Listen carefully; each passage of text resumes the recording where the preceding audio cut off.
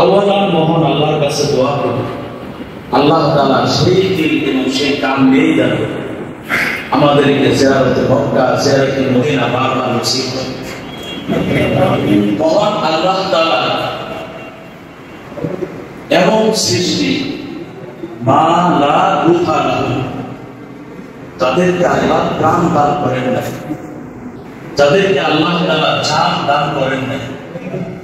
তবে নির্জীব সৃষ্ট আল্লাহ নবীর প্রেমে, নবীজির মহব্বতে, নবীজির ভালোবাসা সিক্ত হয়ে কান্না করেছে। সত্যিকারে আসে যেমন আল্লাহ নবীর মহব্বতে রওজা মুবারকে শিউরে দাঁড়িয়ে কান্নায় ভেঙে পড়ে, ঠিক তদ্রূপভাবে মহান স্রষ্টার এমন সৃষ্টি তাদেরকে আল্লাহ রূপ দান করেন নাই, এরাও নবীর প্রেমে এবং মহব্বতে কান্নায় সিক্ত হয়েছে। তিরমিজি শরীফের 3627 নম্বর হাদিস। ওয়ান আনাস আন্না রাসূলুল্লাহ সাল্লাল্লাহু আলাইহি ওয়াসাল্লাম কাতাবা ইলা মিসকি জিফতি ওয়াত্তাখাযু লাহু মিনবারা। হযরত আনাস ইবনে মালিক হতে বর্ণিত, তিনি বলেন আল্লাহ নবী মরা একটি খেজুর গাছের সঙ্গে হেলান দিয়ে জুমার খুতবা দিতেন। ওয়াত্তাখাযু লাহু মিনবারা, সাহাবায়ে কেরাম কাঠ দিয়ে উন্নত মানের একটি মিনবার নবীর জন্য তৈরি করতেন। আল্লাহ নবী এতদিন এই মরা খেজুর গাছের সঙ্গে হেলান দিয়ে আমার নবী জুমার খুতবা দিতেন, কিন্তু আজকে আল্লাহ নবী জুমার খুতবা দেওয়ার জন্য উন্নত মানের কাঠের তৈরি মেম্বারের উপরে তিনি অবতরণ করেছেন। ফাহান্নার জিজা হালিমান নাকা, যে মাত্র নবী খেজুর গাছটাকে বর্জন করে কাঠের তৈরি উন্নত মানের মেম্বারের উপরে অবতরণ হয়েছে, তখন এই মরা খেজুর গাছটা অগ্নির বাচ্চার ন্যায় হাওয়া করে কান্না করতে লাগে। বুখারী শরীফের 3584 এই হাদিসগুলোর মধ্যে যে শব্দটা এসেছে সেটা হচ্ছে ওসিয়াহাত ছবি, মানে এই মরা খেজুর গাছটা নবীর প্রেম এবং ভালোবাসা নিবেদন করার জন্য কিভাবে সে কান্না করলো। বুখারীর এই বর্ণনাগুলোতে আছে ওসিয়াহাত ছবি, মায়ের কোল থেকে বাচ্চাকে ছিনিয়ে নিলে ওই বাচ্চা যেমন হাওয়া করে কান্না করে, ঠিক তদ্রূপভাবে মরা ওই খেজুর গাছটাও নবীর প্রেমে, নবীর ভালোবাসা সিক্ত হয়ে হাওয়া করে কান্না করে। ফানাজালা নবীও, আল্লাহ নবী খেজুর গাছকে কান্না করতে দেখে তিনি জমিনের উপর অবতরণ করেন। এবার আল্লাহ নবী ভালোবাসা সিক্ত কাঁধে হস্ত বয়, সেই হস্ত বয়ে খেজুর গাছকে স্পর্শ করলেন। সঙ্গে সঙ্গে খেজুর গাছের কান্না বন্ধ হয়ে গেল। আর সোনালী ইবনে মাজাহ 1415 নম্বর হাদিস আছে, ফাআতাহু ফাহতাদানা ফাসাকানা ফাকালা লাউলা ফাহতাদিহু লাহান্না ইলা ইয়াউমিল কিয়ামা। আল্লাহ নবী খেজুর গাছকে কান্না করতে দেখে নবী আমার জমিনে অবতরণ হয়ে খেজুর গাছের কাছে আসলেন, মরা খেজুর গাছটাকে বুকের সাথে আলিঙ্গন করলেন, ফাহতাদানা বুকের সাথে নিয়ে ধরলেন, ফাসাকানা সঙ্গে সঙ্গে কান্না বন্ধ হয়ে গেল।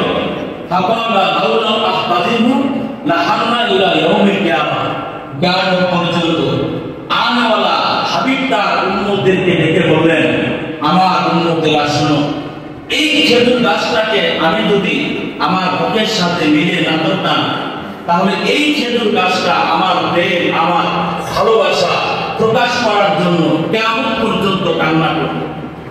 এমনকি পৃথিবীর শেষ প্রান্ত থেকেও কোন উম্মত যদি, আমার উম্মত যদি হজ করতে এসে এই সোনার মদিনায় আসতো এবং আমার রওজা মুবারকে শিওরে দাঁড়াইতো, ওই মানুষটাও, আমার ওই উম্মতটাও এই খেজুর গাছের কান্না সব ধরনের সে শুনতে। এক কথা, একজন আসে নবীজির ভালোবাসা প্রকাশ করার জন্য, যা যা করেছে খেজুর গাছ তাই তাই করেছে। সত্যিকারের আসে নবীজির ভালোবাসা প্রকাশ করার জন্য কলিজার টুকরা সন্তানকে নবীর জন্য অক্ষ করে দিয়েছেন। ঠিক তদ্রূপ ভাবে খেজুর গাছও নবীজির ভালোবাসা আর প্রেম প্রকাশ করার জন্য তার কলিজার টুকরা সন্তান অর্থাৎ খেজুরগুলোকে নবীর খেদমতে অক্ষ করে দিয়েছেন। তিরমিজি শরীফের 2628 নম্বর হাদিস। ওয়ান ইবনে আব্বাস রাদিয়াল্লাহু তাআলা আনহু বলেন, জাআ আরাবিয়্যুন ইলা নবী সাল্লাল্লাহু আলাইহি ওয়াসাল্লাম।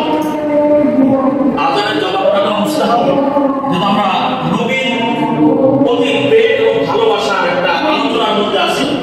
হয়তো জবাবটা আজকে আমরা না দিলাম, আমরা একটা হালাতের মধ্যে আছি। কি মনে হয় মাসালাগুলো নিশ্চিত করতে গুনাহ হবে না, হবে না ভাই? কথা বলার সে হবে না, গুনাহ হবে না, আর মন্তব্য না হবে। দেখো তো হযরতে আব্দুল্লাহ ইবনে আব্বাস তাফসীর সম্রাট আব্দুল্লাহ ইবনে আব্বাস হলেন একজন গ্রাম্য ব্যক্তি। নবীর বাড়িতে আসছে, আসার পর নবীকে বললেন, বিমা আরিফু আল্লাহা নবিয়্যু ইয়া রাসূলুল্লাহ। ওগো আল্লাহর নবী, আমরা কিভাবে বুঝবো যে আপনি আল্লাহর নবী, আল্লাহর পয়গম্বর? এটা বোঝার উপায় কি? জবাবে আল্লাহ রাসূল বললেন, ইন দাউতু হাযা ইসলামি হাযিল লাহলা আতাশহাদু আন্নী রাসূলুল্লাহ। আমার উম্মত শোনো, এই যে আমার হাতে ডান পাশে একটা খেজুর গাছ দেখা যায়, এই খেজুর গাছের উপরে যে কাঁদি আছে, এই কাঁদিটাকে আমি যদি ডাক দিই আর ওই কাঁদিটার আপনি যদি আমি ইশারা করা মাত্রই আমার খেদমতে চলে আসে আতাশহাদু আন্নী রাসূলুল্লাহ, তাহলে তুমি কি সাক্ষ্য দেবে যে আমি আল্লাহর রাসূল? ফাদাআহু রাসূলুল্লাহ সাল্লাল্লাহু আলাইহি ওয়াসাল্লাম। আল্লাহর নবী এবার হাতের ইশারার মাধ্যমে খেজুর গাছের কাঁদিকে আসার জন্য বললেন। ফাযালা ইয়ানজুলু মিনান নাখলাতি হাত্তা সাকাতা ইলা রাসূলিল্লাহি সাল্লাল্লাহু আলাইহি ওয়াসাল্লাম। যেই মাত্র আল্লাহর নবী ইশারা করছেন খেজুর গাছের কাঁদিকে এদিকে আসো, হাদিসের মধ্যে আছে ইশারা করা মাত্রই খেজুর গাছের কাঁদিটা খেজুর গাছের মাথার উপর থেকে জমির অবতরণ হয়ে নবীর কদম মোবারক বরাবর আদবের সাথে বসে। এরপরে আল্লাহ রাসূল বলেন, এবার তুমি তোমার জায়গায় চলে যাও। বামাদা কাঁদি চলে গেল। সুম্মা আসলামাল আরাবিয়্যু। অলৌকিক এই ঘটনা দেখে ওই গ্রাম্য মানুষটা কালিমায়ে শাহাদাত করে নবীর হাতে ইসলাম ধর্ম গ্রহণ করলেন। আমার এই কারণে জান্নাতীরা যখন জান্নাতে যাবে তো আল্লাহ তাআলা জান্নাতীদের জন্য খেজুর গাছ লাগাবেন। সুবহানাল্লাহ বলেন, কি গাছ লাগাবেন? খেজুর গাছ লাগাবেন। তিরমিজি শরীফের 3464 নম্বর হাদিসে রাসূল বলেন, মান ক্বালা সুবহানাল্লাহিল আযীম ওয়া বিহামদিহি বুরিসাত লাহু রাহমাতু ফিল জান্নাহ। আমার কোন উম্মত যদি একবার সুবহানাল্লাহ বলে অথবা একবার আলহামদুলিল্লাহ বলে তো আল্লাহ তাআলা এই উম্মতের উপরে খুশি হইয়া ওই উম্মতের জন্য জান্নাতের অভ্যন্তরে খেজুর গাছ লাগাবেন। খেজুর গাছ যারা নবীর প্রেম প্রকাশ করেছে, পাহাড় নবীর প্রেম প্রকাশ করেছে, বৃক্ষরাজি নবীর প্রেম প্রকাশ করেছে। তিরমিজি শরীফের 2626 নম্বর হাদিস বলে আলোচনা শেষ। এই হাদিস বর্ণনাকারী সাহাবীর নাম আলী রাদিয়াল্লাহু আনহু। ওয়া আন আলী ইবনে আবি তালিব কুনতু মা নবিয়্যি বিমক্কা। হযরত আলী বলেন, আমি একবার নবীর সঙ্গে মক্কায় ছিলাম। ফাফারাতনা ফি বাদি নাওয়াহিহা। নবীর সঙ্গে মক্কার গলিতে আমি ঘোরাফেরা করলাম। তামাসসাক ফালাহু জাবালুন ওয়ালা শাজারুন ইল্লা হুয়া ইয়াকুলু আসসালামু আলাইকা ইয়া রাসূলুল্লাহ, আসসালামু আলাইকা ইয়া হাবিবাল্লাহ। হযরত আলী বলেন, যখন নবীর সঙ্গে হয়ে মক্কার গলিতে আমি যখন ঘোরাফেরা করতেছিলাম, আমি দেখলাম আমার নবী যখন পাহাড় পর্বতের পাদদেশ হয়ে তিনি হেঁটে গেলেন, পাহাড় তোমার আর আমার নবীকে সালাম দিল। আলী বলেন, আমি যখন বৃক্ষরাজি পাহাড় দিয়ে নবীর সঙ্গে হেঁটে গেলাম, আমি সব কারণে শুনতে পেলাম যে গাছগুলো তোমার আর আমার নবীকে সালাম দিল।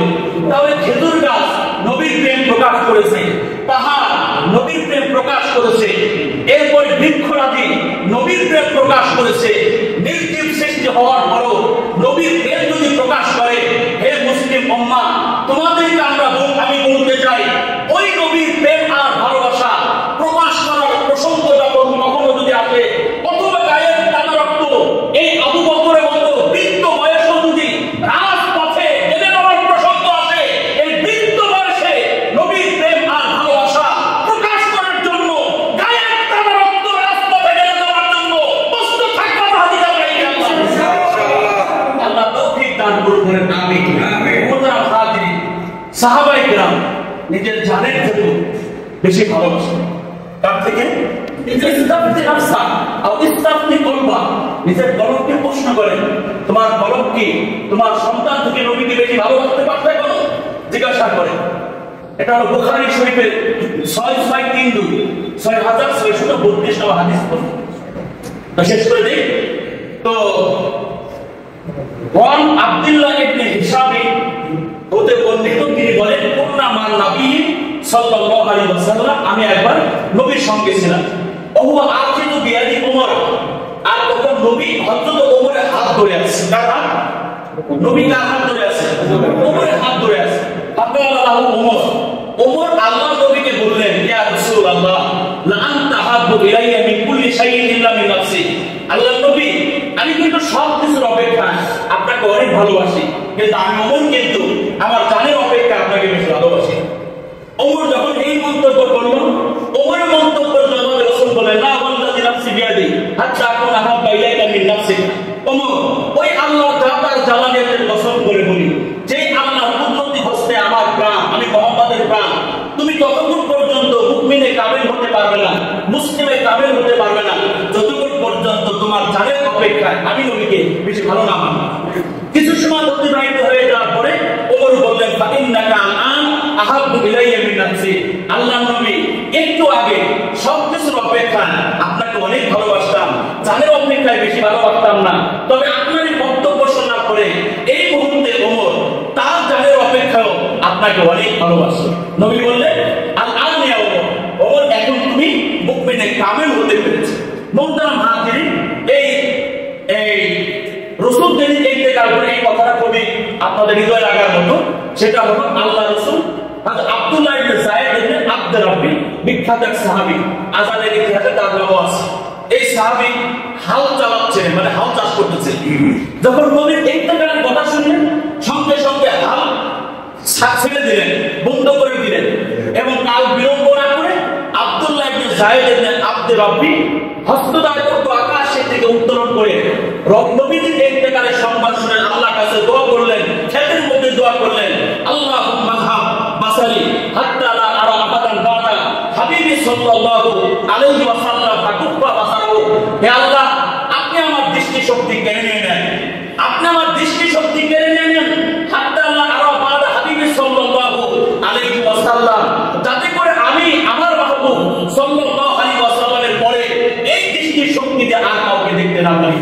আব্দুল্লাহ ইবনে যায়েদ ইবনে আব্দ রাব্বি আল্লাহকে বুঝাইতেছে, আল্লাহ, ওই দৃষ্টি শক্তি আমার আর কোনো প্রয়োজন নেই, যেই দৃষ্টি শক্তি দিয়ে আমি নবীকে দেখতে পারবো না। ফাকুফা বাসারাহু, সঙ্গে সঙ্গে আল্লাহ এই আব্দুল্লাহ ইবনে যায়েদ ইবনে আব্দ রাব্বি দোয়া কবুল করে তার চক্ষুটা নষ্ট হয়ে গেল, তার চক্ষু সে অন্ধ হয়ে গেল। এইভাবে সাহাবায়ে কেরাম নবীর প্রতি প্রেম প্রকাশ করেছে।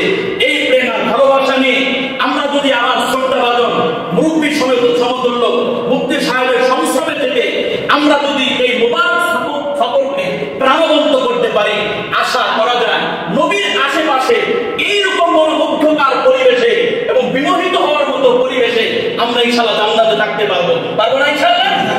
আল্লাহ তৌফিক দান করুন, সবাই বলেন আমিন। এবং যে প্রতিষ্ঠানে বসে খুবই আলোচিত, বর্তমান যত আইনমাই মাসাজিদ আছেন, মুহতামির মাদারিস আছেন, বিশেষ ওলামা হযরতদের সাথে যত আমার সব প্রোগ্রাম, তাদের বিষয়টা আমি বলি। আজকে আমরা যে প্রতিষ্ঠানে বসেছি, এই প্রতিষ্ঠানের সবচেয়ে বড় গুরুত্বপূর্ণ বিষয় এই চাকচিক্য বা এই জাঁকজমকপূর্ণ এই ভবন না, সবচেয়ে বড় গুরুত্বপূর্ণ বিষয় হলো যিনি এমডি আমাদের এই মোহাম্মদ আলী ভাই। ওই কেমনে আপনি খেয়াল করছেন কিনা, আমি সাধারণ একটা মাদ্রাসার একজন খাদেম, আমাকে দেখা মাত্র উনি দাঁড়ায় গেছে। এর আগেও আমি আমার হাদিয়াকে নিয়ে একটা চিকিৎসার জন্য এসেছিলাম, আমাকে ওইভাবে চিনো না, আমাকে দেখার পর দাঁড়িয়ে গেছে। এই যে উম্মতের ওলামায়ে কেরামের